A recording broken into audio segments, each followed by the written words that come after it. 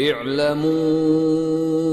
أنما الحياة الدنيا لعب ولهو وزينة وتفاخر بينكم وتكاثر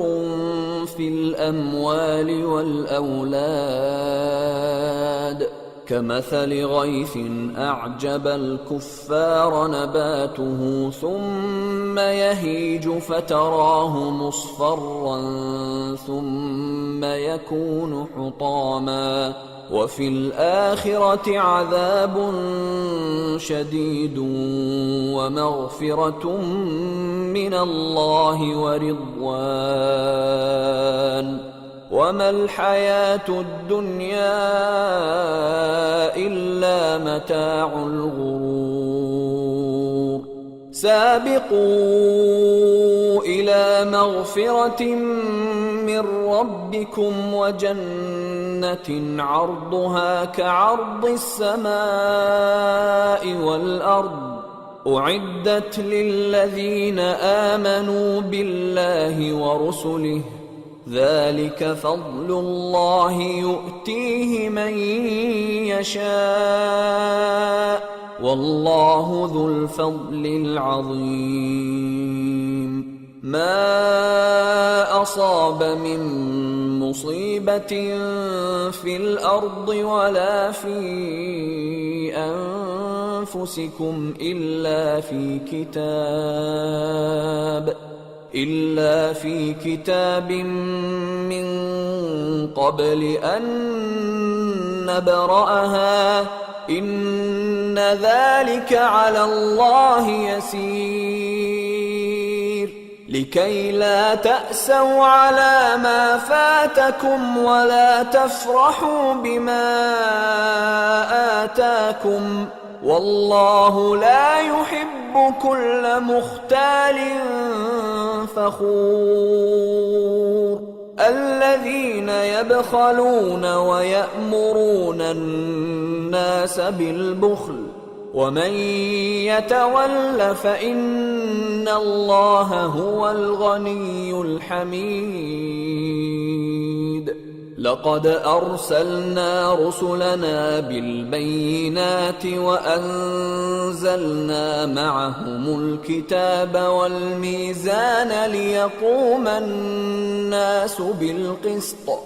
وأنزلنا الحديد فيه بأس شديد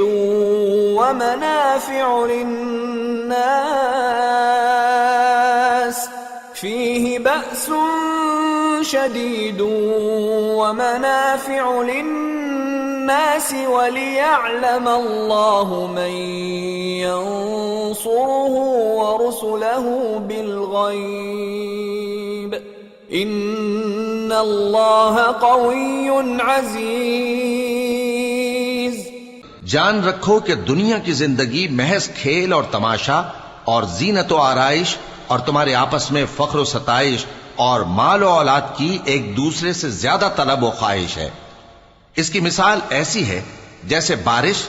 कि उससे उगने वाली खेती किसानों को भरी लगती है, फिर वो खेती खूब जोर पर आती है, फिर ऐ देखने वाले तू उसको देखता है कि पक कर जर्द पड़ जाती है, फिर चूरा चूरा हो जाती है। और आखिरत में काफिरों के लिए अजाब शदीद और मोमिनों के लिए अल्लाह की तरफ से बख्शिश और खुशनूदी है। और दुनिया की जिंदगी तो धोखे का सामान है। बंदो, अपने परवरदिगार की बख्शिश की तरफ और जन्नत की तरफ लपको जिसका अर्ज आसमान और जमीन के अर्ज का सा है, और वो उन लोगों के लिए तैयार की गई है जो अल्लाह पर और उसके पैगंबरों पर ईमान लाए हैं। ये अल्लाह का फजल है, जिसे चाहे अता फरमाए, और अल्लाह बड़े फजल का मालिक है। कोई मुसीबत जमीन में और खुद तुम पर नहीं पड़ती मगर पेशतर इसके कि हम उसको पैदा करें, एक किताब में लिखी हुई होती है, और ये काम अल्लाह को आसान है। ताकि जो फायदा तुम्हें हासिल न हो सका उसका गम न खाया करो, और जो तुमको उसने दिया हो उस पर इतराया न करो। और अल्लाह किसी इतराने और शेखी बघारने वाले को दोस्त नहीं रखता, जो खुद भी बुख्ल करें और लोगों को भी बुख्ल सिखाएं। और जो शख्स रूगर्दानी करे तो अल्लाह भी बेनियाज है, लायक हम्दो सना है।